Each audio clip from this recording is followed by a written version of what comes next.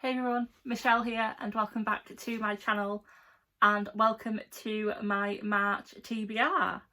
So as I have said for the past few weeks, my theme this month is Irish authors. Now I have done this for the past 2 years, I've enjoyed it, so I thought I'd carry it on. I was born in Ireland, so I have the map here, in a little town called Ballinasloe, County Galway, which is the west side of Ireland. So that's where I was born. My 3 sisters were born in the Republic of Ireland as well. My dad was born there. His side of the family are from there. Majority of them. We do have some cousins down south as well.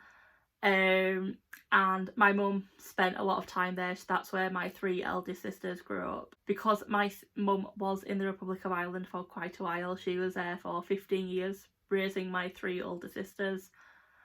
She considers herself an honorary Irish person, that's why we call her Mammy. That's what a lot of Irish children do call their mothers. If you call her mum, you get the look. But she does accept that Mammy cards are hard to find in England, so she's fine with us buying her that for Mother's Day or birthday. We came over to England when I was 3 months old, so I don't have an Irish accent. So yes, I am still Irish, even though I have grew up in England. In the eyes of the English government, I'm an Irish resident living in England. That will never change. I am quite proud of my Irish heritage, as well as I am proud of my English side of the family as well. So yeah, so that's me. So I have got 8 books picked out. However, one of the books I wanted to read this month I had to send back when I got it because it had a tear in the cover and I am waiting for my replacement. So at the moment the 7 books I want to read are all here. So they vary in size, obviously. I will put that down. I have read 2 of the books already, so I will show you the book and I will tell you where the author's from and tell you what the book's about. So the first book on this month's TBR is The Call by Peadar O'Gulin, and Peadar was born in and raised in Donegal in Ireland. When the call comes, you have to be ready to run or fight to the death. The call will grab you by the surprise. You could be studying or hanging out with friends when suddenly you're pulled into a terrifying land, alone and hunted by the enemy. You don't know them, but they know you, and they want to kill you slowly and painfully. Only 1 in 10 return alive, and no one believes Nessa can make it, but she's determined to prove them wrong. I have already read this book. If you want to know my thoughts, please go watch the reading vlog I posted yesterday. The next book on my list is Dubliners by James Joyce. James Joyce is one of the most famous Irish authors out there. He was born in Dublin, I will double check when he was born. So he was born in James Joyce was born in 1882 and died in 1941.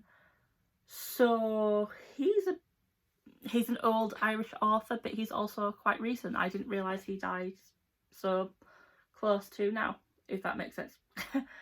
So there's 15 short stories in here. I can't really tell you what they're all about because I would spoil them, but apparently this was a good gateway into James Joyce's work. Like I said, he's a very, very famous Irish author. I think he is taught over here for English courses. However, I was unlucky enough not to have him on mine. So the next book on my list is Ghostlight by Joseph O'Connor, and Joseph is another Dublin born author, and he again is quite recent. He was born in 1963. If I keep looking down, it's because my iPad's down there. I do apologise. This is an author who came to my attention because I posted on Facebook I was doing this again this month, and one of my old colleagues typed his name out, so thank you, Paul, if you are somehow watching this video. Dublin, 1907.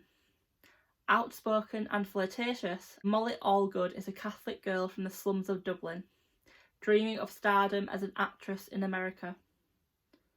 Her lover, the leading playwright John Synge, is a troubled genius whose life is hampered by convention and by the austere and God-fearing mother with whom he lives. That was a mouthful. Their affair, sternly opposed by friends and family, is quarrelsome, affectionate and tender. Many years later, Molly, now a poverty-stricken old woman, makes her way through London's bomb-scarred city streets, alone but for a snowdrift of memories. As she struggles to navigate the present, Molly's past threatens to consume her. Now, the next book I have, technically the author was born in America, however he has Irish immigrant parents, and the book is one of, if not the most famous book out there to represent Ireland, and that is Angela's Ashes by Frank Mccourt. A lot of people who may have read this will be like, you've not read Angela's Ashes? I haven't watched the film either. This was a recommendation from my sister Deirdre, so girlies, if you're watching this, tell mummy I'm reading it. And this book actually goes with one of my prompts for the Read Your Bookshelf readathon, and that theme this month is a book recommended by a friend. I don't think you can get a closer friend than one of your big sisters, so thank you Dee Dee again. Yes, her name's Deirdre, but we call her Dee Dee. Well, I do. Angela's Ashes was a true publishing phenomenon, the winner of the Pulitzer Prize, the National Book Critics Circle Award, and the Royal Society of Literature Award, amongst others. This lyrical and poignant memoir topped bestseller charts the world over for more than 2 years and has since become a much-loved modern classic. A heartfelt account of poverty in Ireland and emigration to America, Angela's Ashes combines a personal perspective on a little-known aspect of modern history with Frank Mccourt's spellbinding storytelling, creating an enduring masterpiece of the process. So this basically, like it says, represents what it's like to live in a poverty-stricken Ireland and to emigrate to America. I know some people have read this and said that wasn't what it was like at the time. From what I've heard, this represents a true look at what Ireland was like to live in poverty back then. I think this book is set in the early 1900s. I'm not quite sure which year, but if I remember correctly being told, Frank actually takes into account his mother's childhood when writing this, so a very personal and deep account. I know whenever it's brought up on Twitter and people like, it wasn't like that, it wasn't that bad, or even on Facebook, there are people who lived even in the 1930s, 1940s who are like, this was what it was like to be in poverty. My sister Dee has said to me, get ready to cry. She knows I don't cry at books really, so for her to say you will cry makes me think I will cry. So yeah, I can but can't wait to dive into this one. So the next book on my list is The Falling in Love Montage by Kira Smith. Well, Kira or Kiara, I can pronounce any way. And Kira was born in the Republic of Ireland, but has spent the past 10 years living in Belfast, which I find very intriguing. Saoirse has a simple plan for the long hot summer before uni. Party, watch horror movies and forget all her troubles by kissing girls. Between getting over her ex and dealing with the pain of her mum's illness, Saoirse feels she deserves a break.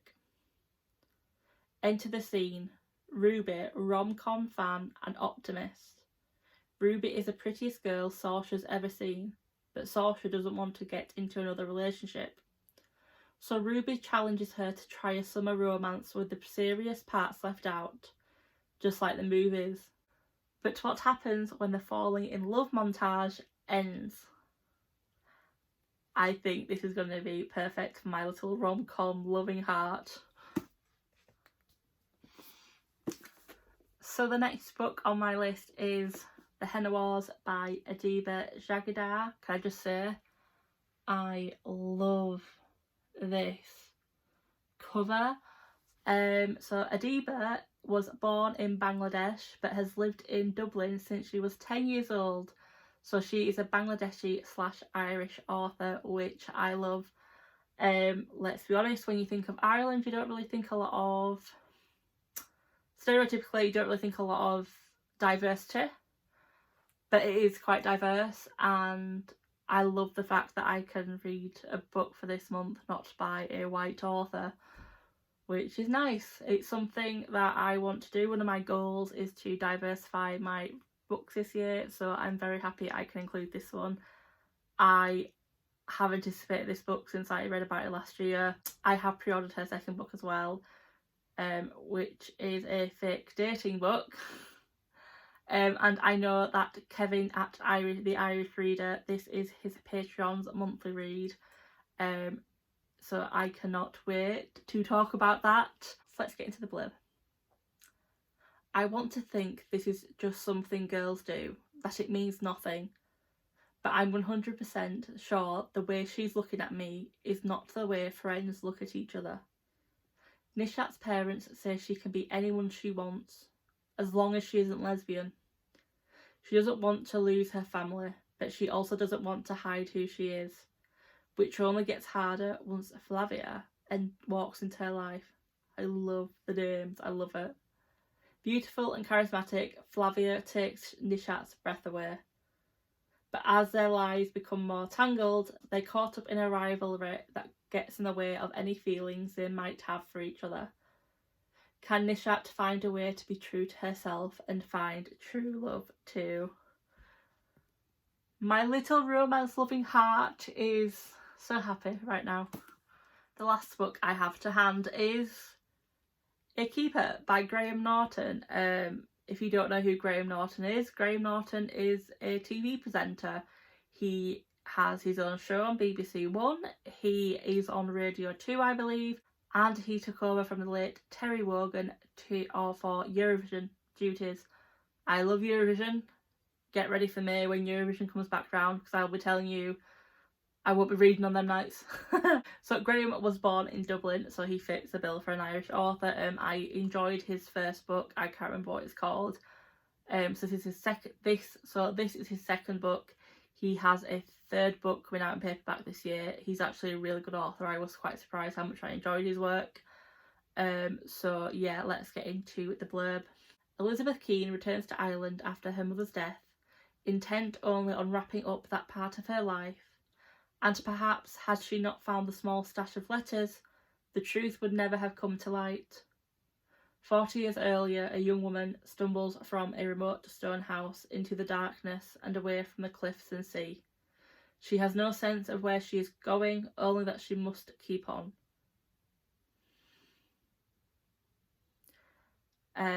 Yeah, so intriguing. It did remind me a bit of his first book, but I will not spoil what happens in that because it's a good book. Go read it. So the last book I want to read this month, and the book I am still waiting for from Waterstones, is Exciting Times by Nice Dolan. I have probably butchered that name, but that is a cover.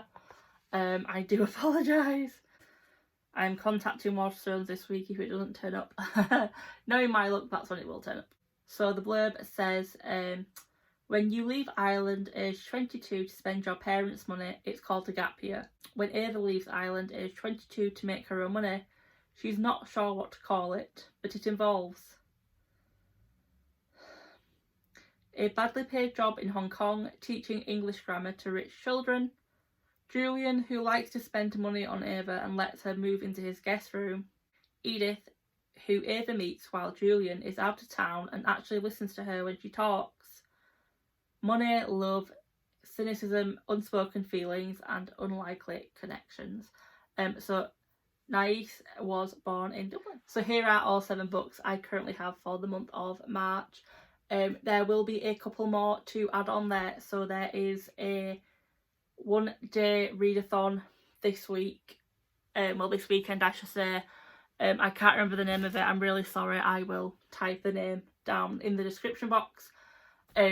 and it runs from 12 o'clock on the 13th to 12 o'clock on the 14th, lunchtimes I should say. The prompt for this month is to read this book that's been on your TBR shelf the longest. So for that prompt there are 2 books I can pick from: The Borgias, which you could probably see coming, and The Declaration into Something of Magic by H.G. Parry. If you watch this week's reading vlog on Sunday, I will say in there what I have picked and which one I will read. And there is also Becca's Bookoplathon. So if you don't know what Becca's Bookoplathon is, it's a readathon based on the TBR game that Becca at Becca and the Books created for her TBRs. So she does a monthly version which is in September, I believe, which obviously I do have my niece helping me pick books for that.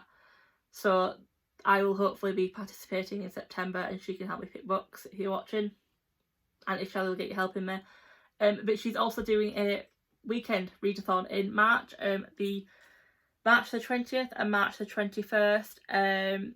So I will link her announcement video down below. She explains it so much better. It is live this year, meaning there is her and some friends who will do live sprints on YouTube from midnight to midnight, which I am so looking forward to. I luckily have 3 days off before the readathon starts, so I can participate without hopefully being too tired. I have set up my little spread for the readathon, so I will do an individual reading vlog for that weekend. So you'll get 2 reading vlogs that week, so you'll get the one on the Friday and then you will get one on the Monday for the readathon. She has only announced 2 prompts, so there will be 8 prompts, but you can double up on books. You can I'll just leave a link to the announcement video. It's so fun. There's no pressure. Read how many books you want to read, or as little as you want to read. So there'll be 8 prompts in total, and at the moment the 2 prompts are a dark cover and a fantasy book. So I have 2 books which fit both prompts, so I aim to read 1 book. I don't know which one, but if I can read 2 of them, great, get them off my shelf. With it being live on YouTube, I will hopefully be participating in all the live reading sprints, which should be fun. I do aim on sleeping during some of them, don't worry, and the more prompts will be revealed during the weekend. That's it for this month's TBR. Hopefully I will receive exciting times before the end of March so I can read it. It is my buzzword pick for this month because the prompt is time. So yeah, hopefully it's here before then. If you've read any of these books and you want to give me your thoughts, please comment down below. I will link Instagram, Twitter, Goodreads like normal if you want to come talk to me or follow me on there. If you've liked this video, leave a like. If you are new to my channel, hi, my name's Michelle. I like to rattle on about books. A lot of the time they won't be books that other people are talking about. It will either go two ways. I will either spoil the book to no end for you, to which I apologise, but I will try and put spoiler alerts. Or secondly, I will be very, very, very, very, very vague about the book, and you will struggle to think about what I feel about it. If you have liked what you see and you are new, please subscribe. If you're thinking, do you know what, I want to see a bit more what this big random woman has to say, go watch some more of my videos. I promise I'm not always this bad. I don't know what happened there, sorry. But until next time, which will hopefully be Wednesday for my February wrap up, which I still haven't done. Bye guys.